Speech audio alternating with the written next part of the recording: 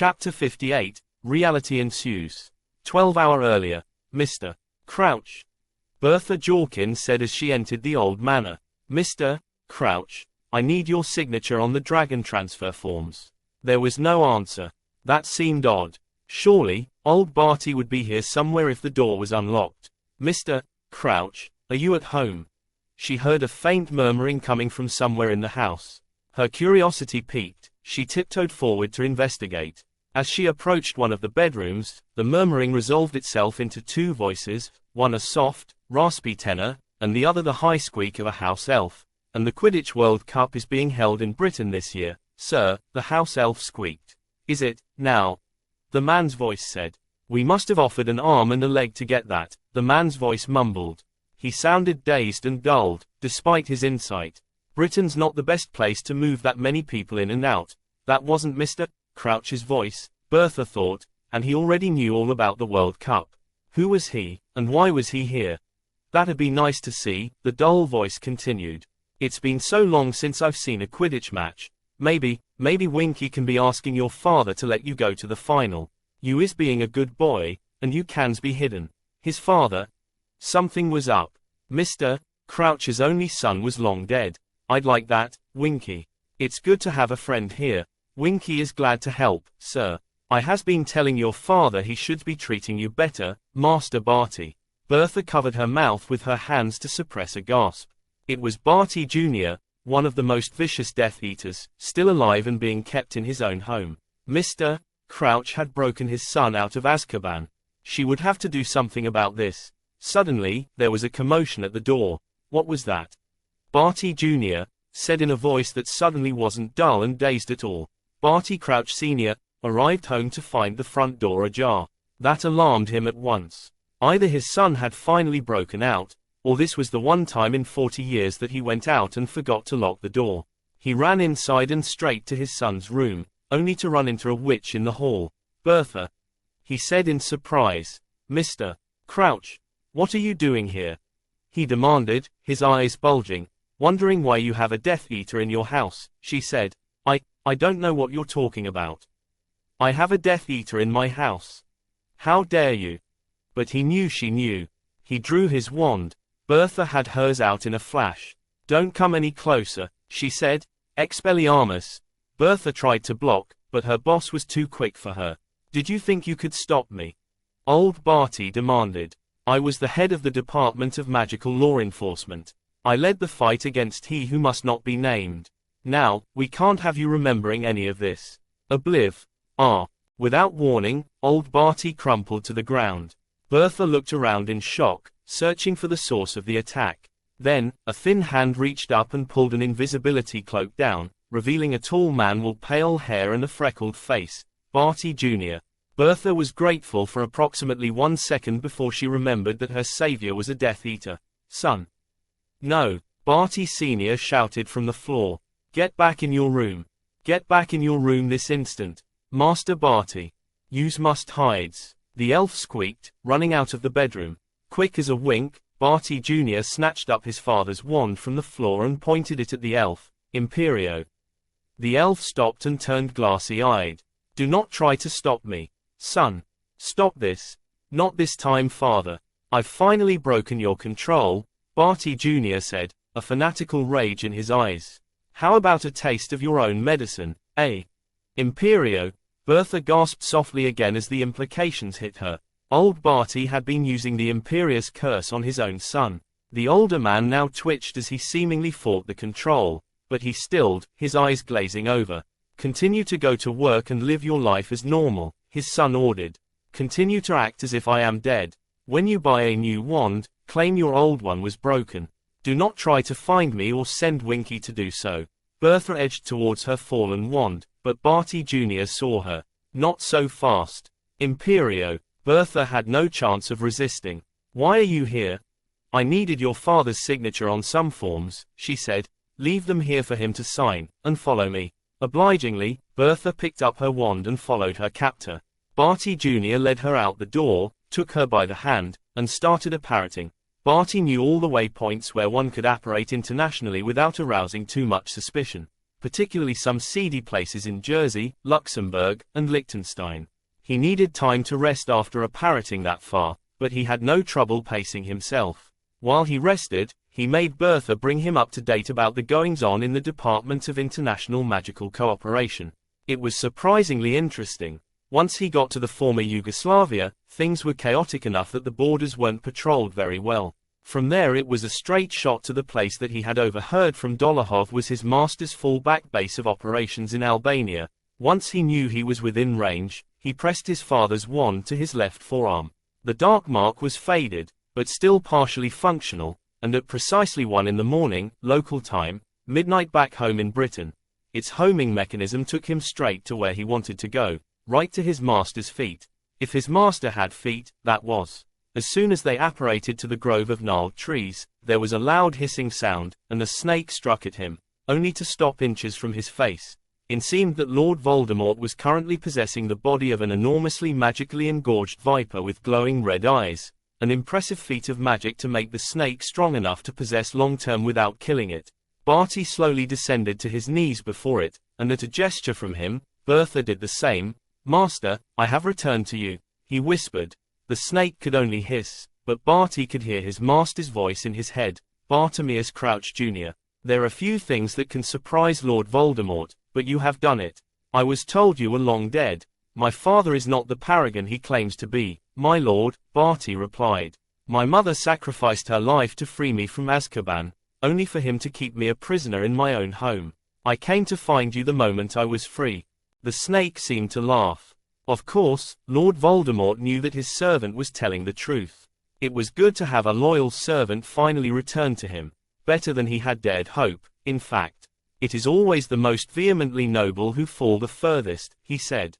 "And tell me, my faithful servant, who is your companion?" "One of my father's employees, my lord.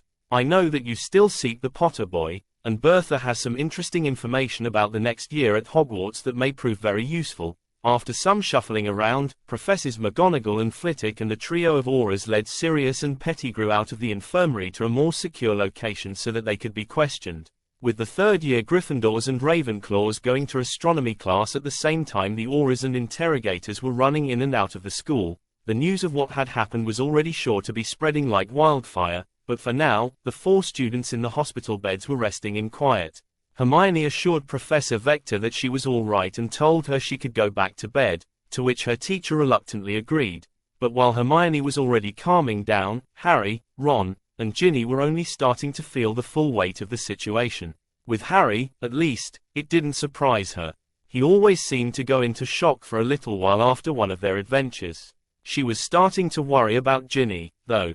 She hadn't been involved in one of these messes of theirs before. She had been unconscious during the fight with the basilisk. So we did it, then. Ginny said in a small voice. "We won?" "I guess, sir," Hermione replied. "As much as we could win, anyway, if Voldemort's still out there." "Eek. Sorry," Hermione sighed, making an allowance for Ginny's delicate emotional state. "Is this what your life is like all the time?" she asked. "It does seem to happen once or twice a year," Ron said. He sounded like he was trying to be humorous, but even he sounded shaky. Merlin's beard. "How can you do this all the time? I thought the Chamber of Secrets was bad, but, Hermione, I'm sorry. You were right about the Dementors. I just couldn't see it. Those things are the most awful creatures on Earth." Hermione could see Ginny, who normally had an even stronger facade than herself, start to crack. So she did the only thing she could think of. With an effort, she pushed herself out of bed and sat down on the edge of Ginny's bed and put her good arm around her to comfort the younger girl, as Professor Vector had done for her. Ron wasn't far behind. He hobbled out of his own bed on the crutch that he had complained until Madame Pomfrey had set out for him and sat by Ginny's other side. His hands were shaking. "I reckon you were right, Hermione," he said. "I thought you were just flipping out, but it's different when you see them up close." "Thank you," she said to both of them. "It'll be okay. It'll get better with time. That's the most important thing I've learnt." "You saved me again, Hermione," Ginny said. "Twice. I don't know how you keep managing it. How did I deserve a friend like you?" "A friend like me?" Hermione said. "That's not very fair. It's by hanging around with me that you got into this mess." "No. I don't think that at all. Ginny started, but Hermione started sniggering softly. I'm kidding. I'm kidding. I know you don't think that, Ginny. And you never had to do anything. Friends stick up for each other like that. She looked over to the fourth bed where her closest friend still sat, unmoving, staring into space. Are you okay, Harry? Huh? Yeah, I'm fine, he said, snapping out of it. I'm happy. Really. It's just that, I wanted to kill him. I wanted to kill him so much. I probably would have if I knew a good spell to do it. But I was all wrong, and you were the only one who had a clue. It wasn't your fault, Harry. You had no reason to think different. I know, but it's just so messed up. With the Ministry, and then the Dementors. I almost lost him as soon as I found him. Yeah, but you didn't, though, Ron said. And Dumbledore said he'd clear up everything. Just think, you can get away from the Dursleys. And I bet Sirius'll let you visit USA any time you want. Harry smiled wistfully. There were tears in his eyes. Yeah, you know, the one thing I always wanted growing up was for some long-lost relative to take me away from there. Hermione smiled. Well, it looks like you've finally got your wish, Harry. And don't ever think you don't deserve it. It couldn't have happened to a better person. By breakfast, the story was on the lips of the whole school that Sirius Black was innocent, and the real murderer had been caught by the usual Gryffindor suspects. Lavender and Parvati visited the hospital wing as soon as they were allowed out of the dorm in the morning, where they found Hermione being served an early breakfast that she was struggling to eat left-handed. You did it. Lavender squealed happily. You bound a servant of the Dark Lord by spells unknown. See, we told you the prophecy was about you. Yes, it was a real prophecy, she admitted. But Professor Dumbledore said Professor Trelawney has only made one other prophecy before. Sure, but they were important prophecies, weren't they? Parvati said. Hermione rolled her eyes. It looked like nothing would convince these girls to cast a skeptical eye on divination class. I guess, sir, she said. I'd just appreciate it if the next prophecy didn't involve me almost getting kissed by a Dementor and then almost getting blown up by a perverted madman. I could do with a quiet year for once. The other girls paled at that. After she finished her breakfast, Hermione turned her attention back to academics. Madame Pomfrey, may I please get out of here? It's only my hand that's hurt, and I really don't want to miss Arithmancy. Pomfrey rolled her eyes. You and your Arithmancy, Miss Granger. Very well. But I don't want you doing any writing, lifting, or spell casting with that hand until I say so, and you'll need to come in to have the bandages changed twice a day.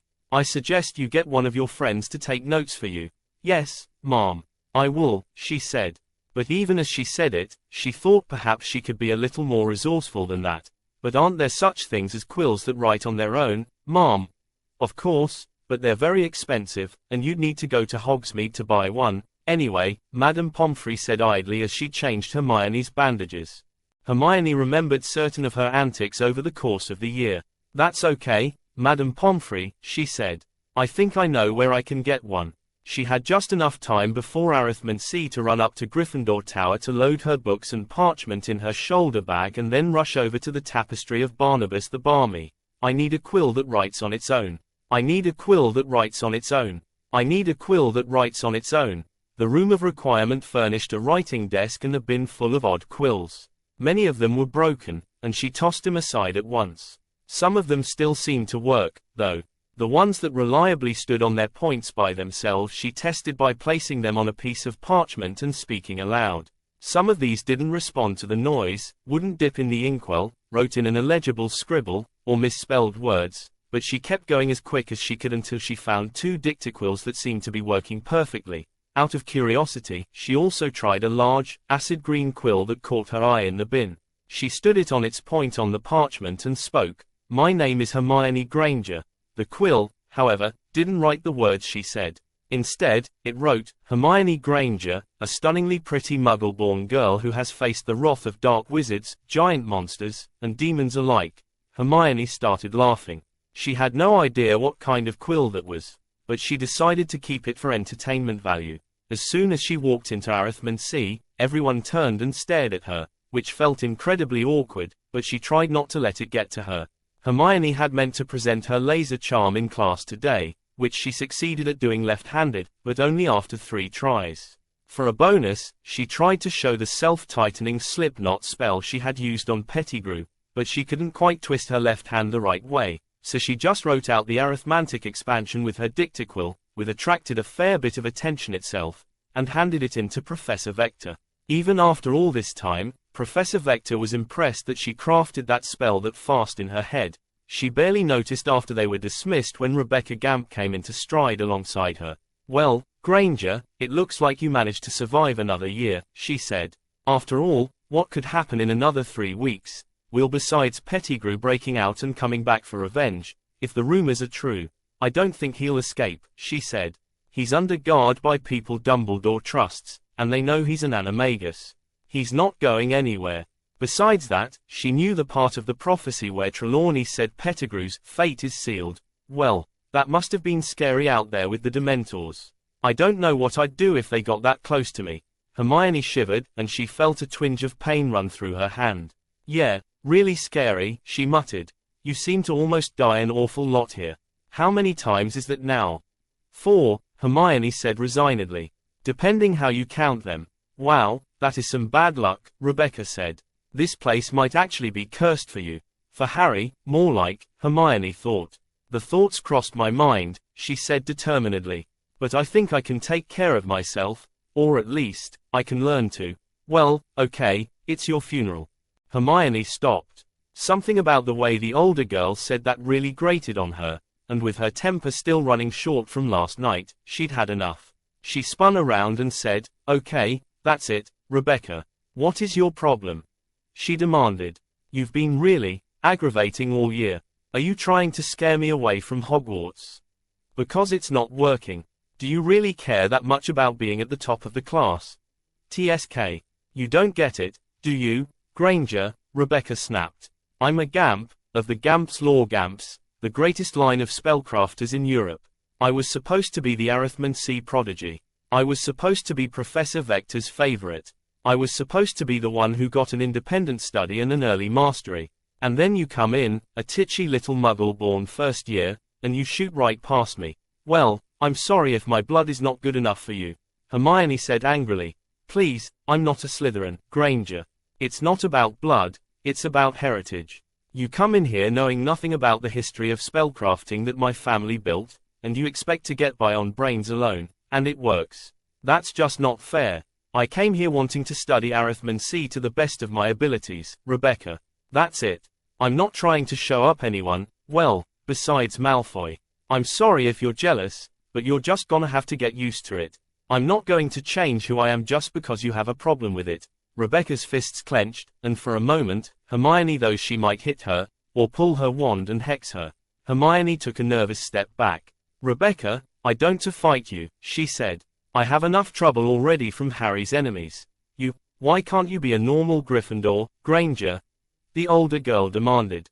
But she didn't wait for a response. She turned around and walked away in a huff. The stares were even worse at lunchtime than in class. Many Gryffindors congratulated Hermione for her known and suspected heroics, but she could tell that a lot of people were still suspicious of Sirius Black as, by extension, of her. Meanwhile, she was dismayed to hear that whispers about Professor Lupin were now circling the Great Hall. "I don't know how you it, Harry," she said as she sat with her year mates. They hadn't had a chance to talk all morning. "Any news on Sirius?" "He's in custody," Harry replied. "But Dumbledore says Fudge is playing nice now, so it should be sorted by the end of term. Hopefully. That's some good news for a change." Hermione." She was interrupted by a tall pair of exuberant redheads. "Oh, great Lady Arithmancer," said Fred, bowing at the waist before her. "Ye who hast cleansed our house of the foul traitor," George added, also bowing. "I may have doubted you before, but that plan was brilliant," said Fred. "Yes," said George. "Lupin, Pettigrew, Black, the map. I don't know how you did it, but that was almost Dumbledore-worthy." "It really wasn't," Hermione disagreed. "I made one guess about Professor Lupin. The rest was just luck. But that's the best kind of plan, though," George said with a chuckle, "the one even you didn't see coming."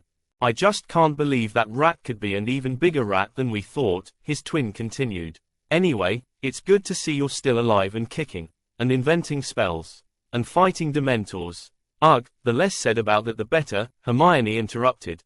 But did you or did you not cast the Patronus charm? Asked Fred. Well, yes, but only because I've been practicing it every night before I go to bed for 3 months. The twins laughed. That's our Hermione, George said, clapping a hand on her shoulder. Only you could give an answer like that. And more importantly, Fred continued seriously. Is it true you screamed in the minister's face for a full minute? Hermione turned a vivid shade of magenta. I think it was more like half a minute. They laughed again. Brilliant, said Fred. Dad says there's loads of people in the ministry who'd love to do that to Fudge if they could get away with it. And did you not also hex a Death Eater in the face? Left-handed? Added George. Hermione covered her face with her good hand. Oh, great, now I've started a pattern. This caused still more laughter. Branching out this year, I see. So who's on your list for next year? Asked Fred. She sighed heavily and glared up at him. Whoever does the most evil and or idiotic thing in my presence. So probably you too. They wisely backed off. Hermione's dictaquill served her well in ancient runes, where Professor Babbling gave Ron copious points for his quick thinking with the reinforcing and warning runes, and history. In fact, it worked a little too well in history. Not having to take the notes herself, she actually fell asleep. However, she was still left with the problem that she wouldn't be able to use her wand safely for about a week. Her charms, transfiguration, and defense classes, not to mention revising for exams, would be a challenge. Well, she'd just have to do something about that, wouldn't she? After classes ended, she climbed back up to Gryffindor Tower. To her delight, the security trolls were gone, too. Once in the common room, she took a careful look around at everyone's hands. Neville, she said when she found what she was looking for. Yipe. Hi, Hermione, her excitable classmate said. What's up? You're left-handed? Yeah. So, I can't use my right hand at the moment. I was wondering if you could teach me how to cast spells properly with my left hand. Teach. Neville said in surprise. You want me to teach you? Sure, why not? Well, don't you think you should ask someone with better grades and stuff? You do pretty well in charms. Your wand handling is fine. And you'd have to be pretty bad to be worse than me at left-handed casting. Didn't you hear what I did to Pettigrew? Neville perked up. You mean the Beatles? That's true. Unfortunately. I'm lucky it didn't backfire completely and nail me. That's why I need you to teach me. Oh, well, I guess I can try. Great. Thanks a lot. Let's see if we can find an empty classroom before dinner, if you don't mind. Neville got up and went with her. He definitely had an extra spring in his step at being told he was better than Hermione Granger at something. Say, Hermione, thanks for talking to McGonagall for me, he said. She rescinded my password ban, and my Hogsmeade ban, too. I can go on the last visit on Saturday. It was the least I could do. I'm just sorry Crookshanks got you in so much trouble in the first place. I guess it was for a good cause, though. Here we are, Hermione said as they found a classroom. Okay, how do you want to do this? I don't know. Why don't we just start with a levitation charm? You can demonstrate it and then work me through the wand movement. All right, I guess, Neville said. He waved his wand and said, Wingardium Leviosa. A chair rose into the air and floated back down. That was a mirror image of how you cast it right-handed, Hermione observed. Are all spells like that? Some wand movements are mirrored, and some aren't. And a few are completely different. I don't remember which, though, but it's a lot easier with charms than transfiguration. The standard book of spells actually has a left-handed edition that I use. A left-handed book.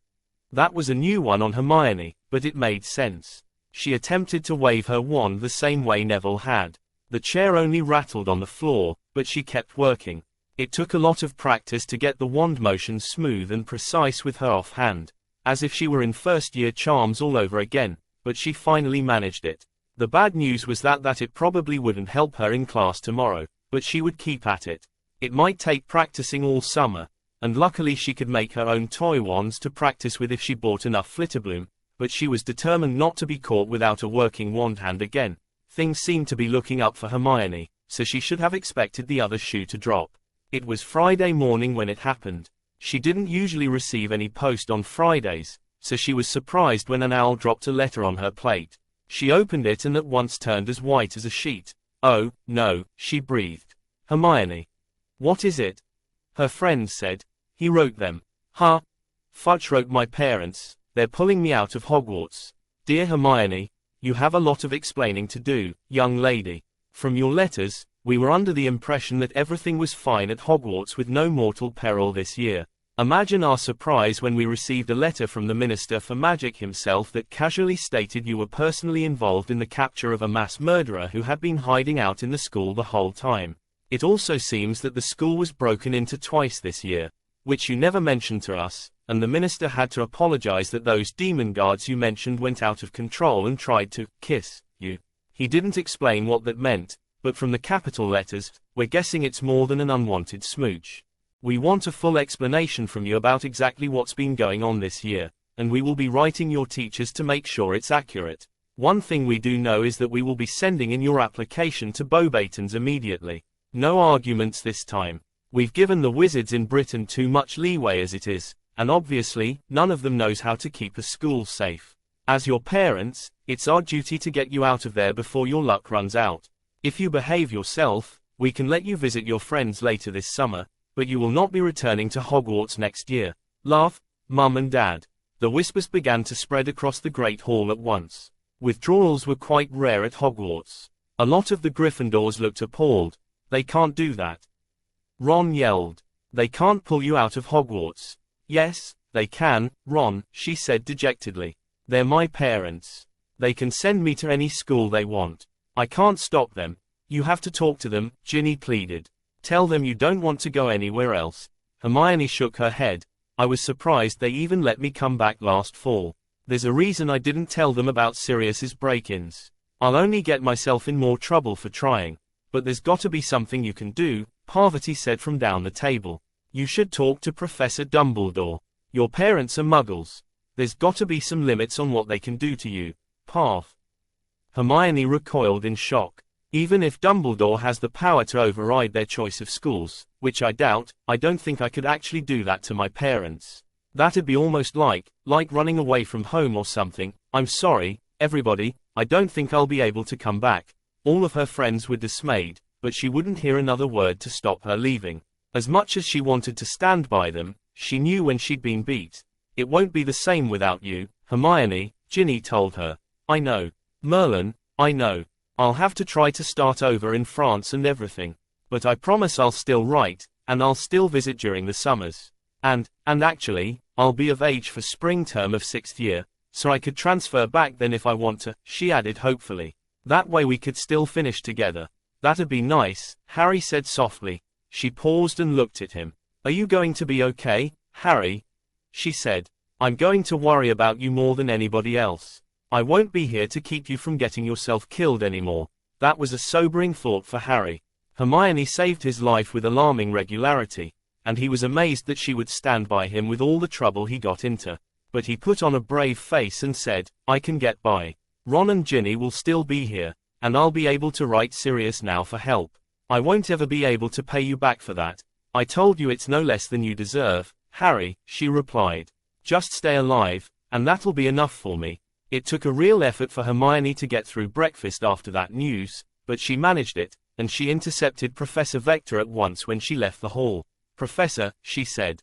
It's my parents. I got the gist of it from the high table, Hermione, Vector said solemnly. So you'll be leaving us next year? Yes. I'm sorry, Professor. I can't stop them. It's all right, she said comfortingly. You can still keep in touch with us. I'll be sorry to see you go, but I'll at least be glad to know you're safe, and I still want to help you with those papers any way that I can. Hermione nodded sadly. Could you do something else for me, Professor? Anything, Hermione. Please try to keep Harry safe. You know how much danger he seems to get into. He needs someone looking out for him. Vector sighed. Your friend, Mr. Potter, seems to be a force of nature, but I'll do whatever I can. Thank you, Mom. By mid-morning, everyone who cared knew that Hermione Granger was leaving the school at the end of the year. Many people offered their condolences. Despite the uncertainty earlier in the week, she'd become surprisingly popular after helping to catch Pettigrew and most importantly, helping to get the Dementors away from the school, above and beyond being friends with Harry Potter. Is it true, Granger? Rebecca Gamp caught her after potions. Mummy and Daddy are pulling you out of here. There's no need to gloat, Rebecca, Hermione grumbled. You sound like a Slytherin.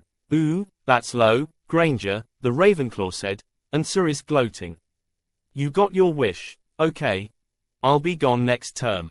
You can be top of the class like you always wanted. But you know what? That's not going to stop me from corresponding with Professor Vector. That's not going to stop me from publishing papers. You think it'll silence me? At best it's only going to slow me down a little. That really made Rebecca turn red, or... I can't win with you, can I, Granger? Why are you doing this? Why am I doing this? Why are you doing this? It's not a bloody competition. Look, you probably don't want my advice right now, but if there's one thing I learned this year, it's that all the talent in the world won't help you if you don't get up and take control of your own life. You have to do the work, not just trying to stop me. Did you at least try to study to skip a year in the class like Professor Vector said? The older girl shot Hermione an annoyed look. Of course I did. I am a Ravenclaw, you know. Well, there you go. That's still enough to get you an independent study and an early mastery. Now just give it a rest already. Don't you have O-W-L-S to revise for? Hermione stormed off before Rebecca could reply. Some days, the people around here really got to her. She wondered if that's how Ginny had got so jinx happy. As she hurried away, she made it to defense class early, though Harry and Ron turned out to be close behind. They hadn't been able to talk to Professor Lupin since the incident, and when they arrived, they were surprised to see Professor Lupin sitting wearily at a student's desk moved to the front of the classroom, while Hagrid was sitting on top of the teacher's desk, the only piece of furniture in the room big enough to support him. Hagrid, what are you doing here? Harry asked. It was Lupin who answered. Well, after the unfortunate incident the other night, the Board of Governors was not pleased that Headmaster Dumbledore hired someone like me. Several of them wanted to fire me on the spot. What?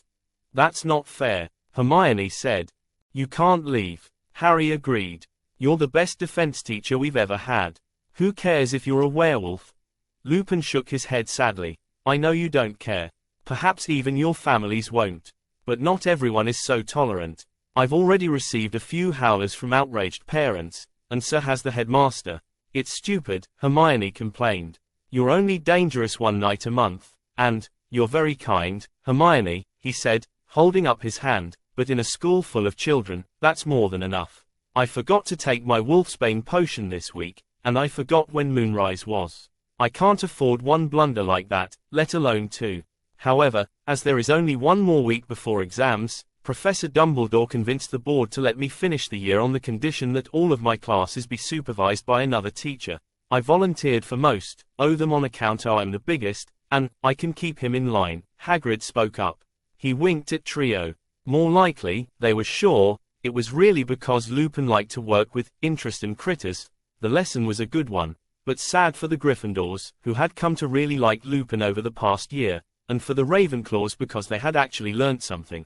Well, at least I can probably get some competent instruction in defense next year, Hermione thought, but it would be nice if they could, too. Of course, the Slytherins couldn't resist coming around to mock Hermione, disrupting an otherwise fine afternoon lounging on the grass outside with Ron, Ginny, and Harry. Well, Draco Malfoy drawled as he sauntered up to them with Pansy Parkinson on his arm and his two bodyguards in tow. Are the rumors true? We're finally shot of the mudblood. Only 3 more Gryffindors to go. Then, Ron and Ginny sprang to their feet in Hermione's defense, drawing their wands. You shut your mouth, Malfoy, Ron yelled. Ron. Ginny, Hermione hissed, motioning them to lower their wands. She stood and said, can we just skip this, Malfoy? I'm having a lousy enough day as it is. Yes, I'm leaving this fall, though not by choice. All right? Oh, don't mind us, we're just enjoying the moment, Malfoy said. Say, Potter, you thought about leaving with Granger. You almost get yourself killed even more than she does. Maybe you'd be better off somewhere else. But then I wouldn't get to beat you at Quidditch, Harry shot back. Where's the fun in that? Oh yeah. We'll see if you live that long without your girlfriend to save your ass. She's not my girlfriend. I'm not his girlfriend. She's not his girlfriend. Ginny said this last line and immediately ducked, red-faced, when people turned to stare at her. Sorry, she squeaked. Ha. Too bad for you I'm taken, Potter, Parkinson said. You seem starved for choices. A weasel and a chipmunk. Hermione flinched just a little. You take that back, Ginny said. You wanna make me? Ron, Ginny, and Harry all drew their wands, and the 4 Slytherins responded in kind. Malfoy said. It's 4 wands to 2, plus the Weaslett. Granger's got a busted hand. Hermione turned determined again. Busted hand, huh? She thought. You know, Malfoy, she said, if you fancy yourself an Arithmancer, you should at least learn to count.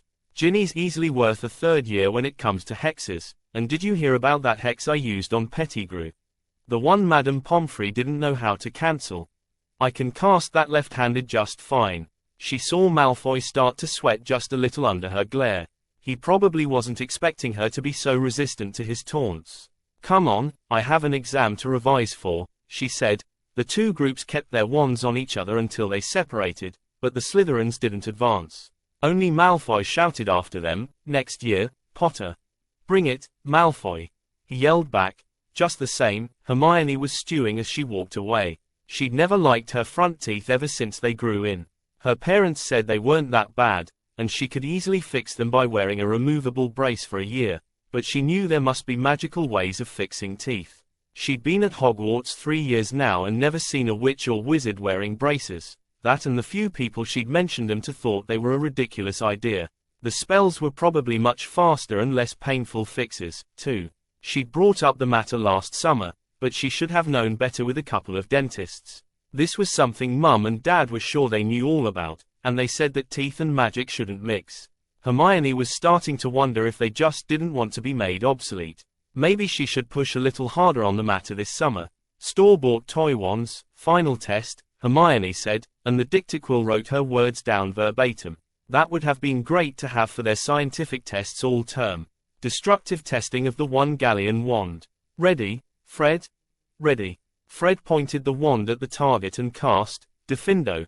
For this test, she wanted an accurate measure of the power the wand could deliver, and it seemed that it could probably withstand fairly powerful spells. So she had asked the room to conjure up a large block of wood, a thick tree trunk section, in fact, which Fred would cast severing charms at again and again until the wand burnt out. Not particularly powerful ones, though, so they could measure accurately. It was a decent measure of strength, which yielded surprising results. The cheapest toy wands could barely withstand a severing charm at all. The middle ground ones an inch or so in. But this expensive wand cut nearly a foot before it sparked and shattered violently in Fred's hand. Of course, a real wand could cut down whole trees for years on end if its owner so desired, but it was still a surprisingly large jump. 11.5 inches, Hermione measured. Wow, you could use that in a fight in a pinch. For a couple curses, anyway, Fred observed. No wonder it cost a galleon. Yes, but let's see how well it does against ours, George said. Yes, let's, Hermione said eagerly. She took up their best try at making a quality wand. They were proud of this wand. It had taken a lot of work, a lot more than 1 galleon's worth of work, to make it even better, they hoped, than the expensive toy. And now, in true Weasley twin fashion, they were going to destroy it.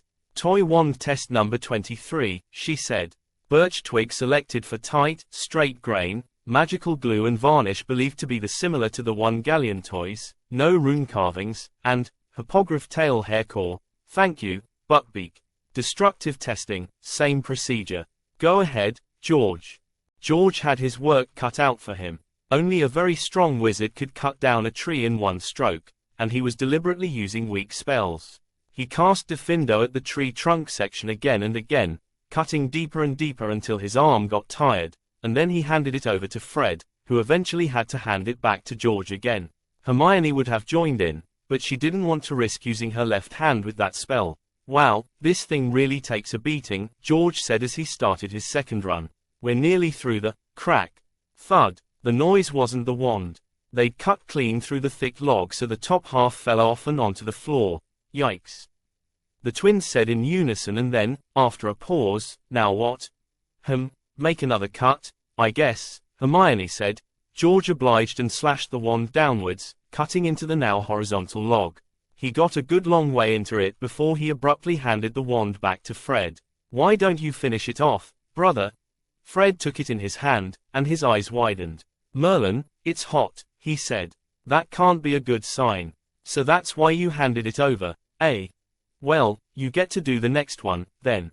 Alright, Diffindo, Diffindo, Diffin, bang, the wand exploded, sending splinters all over the room. The twins had to pick a couple out of their faces, but Hermione was far enough back that she was spared. When her ears stopped ringing, she mumbled, "Try to find the pieces, test results. Wand failure is more violent after prolonged intense casting. Measuring depth of cut, adding the two together, 5 feet, 2 inches. 5 feet. Fred exclaimed. Bloody hell, a wand like that could last a whole week. Looks like the animal fiber core definitely helps, George said. Yeah, and hey, look at this. Fred held up what was left of the wand. The hair's still in one piece. It is. That's interesting, Hermione said. That means the hippogriff hair could definitely stand up to more magic than the wood. It's too bad we don't know if it'll trip the underage magic alarm. But, that's only a problem for me, isn't it? She grumbled. Well, you know, since you're leaving Hogwarts, you could get away with a little more than usual, George suggested. You could just try and use one and see if it trips the alarm. What? Deliberately break the restriction on underage sorcery. She gasped. Well, you have been bending it for the past 2 years with those runic spells, haven't you? Fred said. Well, yes, and Harry only got a warning letter for that hover charm Dobby did, right? And you're the one who said the whole thing was unfair in the first place, George said. I guess, it would be nice to know how far I can push this craft, she said. If I could make a working wand, even one that only lasts a day, I could practice my left-handed casting a lot more. That's the spirit, Fred replied with a chuckle. Really, every muggle-born starts bending the rules sooner or later, and we get away with loads more than that at home when Mum isn't looking. Okay, my parents will probably go for it if I ask nicely. If they do, I'll write you about the results.